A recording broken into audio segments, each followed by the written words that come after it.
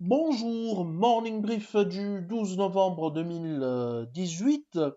Une semaine écourtée, mais décidément positive pour la bourse de Casa, avec un Masi qui a interrompu une série de 5 semaines de baisse consécutive et a aligné une hausse de 1,75%, réduisant ainsi ses pertes annuelles depuis le 1er janvier 2018 à moins 10,59%. Rien d'exceptionnel comme performance, mais au moins c'est une semaine dans le vert après plus d'un mois. Très difficile pour le principal indice de la bourse de Casa.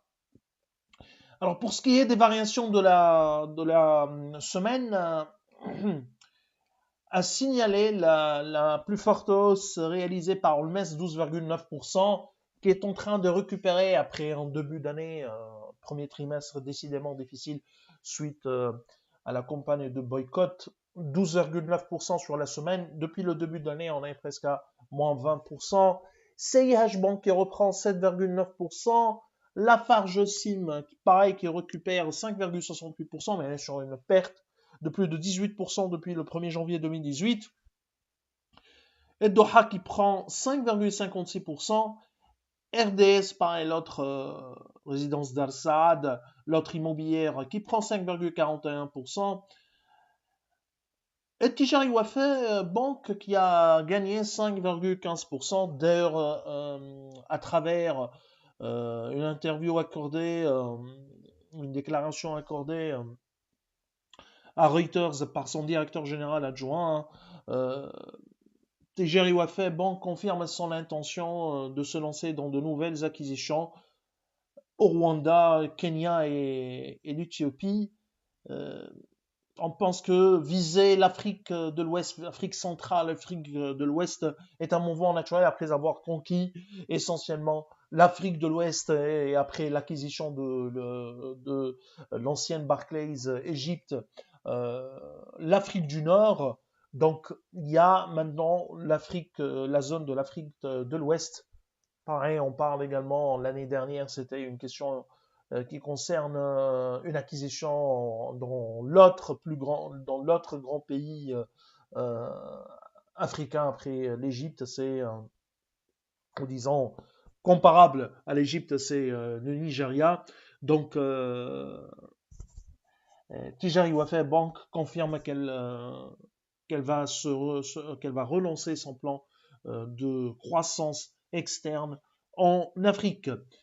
Pour continuer avec les performances de la semaine, Atlanta qui prend 4,68%, Nexans Maroc qui a gagné 4,53%, et ben Nexans Maroc qui annonce avoir l'ouverture d'une usine en Côte d'Ivoire. C'est rare de voir un groupe français se lancer dans de nouveaux pays à fort potentiel de croissance, dans des zones de croissance, entre guillemets bien sûr, et qui se lance donc, un groupe français qui se lance à travers une filiale qui n'est pas contrôlée à 100%.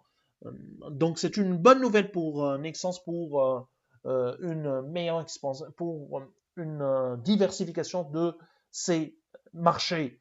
Donc la nouvelle usine sera en partenariat avec le groupe industriel africain Envol. Alors pour ce qui est des plus importantes baisses de la semaine, il n'y a pas un mouvement très important côté baisse. Managem qui perd 2,65%, pareil pour les ciments du Maroc qui corrige de 2,59%. L'autre minier, oui, minière, c'est CMT qui a perdu 2,52%. Par contre, Alliance poursuit sa dégringolade et perd 2,30% depuis le début de l'année. On est presque à 60% de pertes euh, en 2018.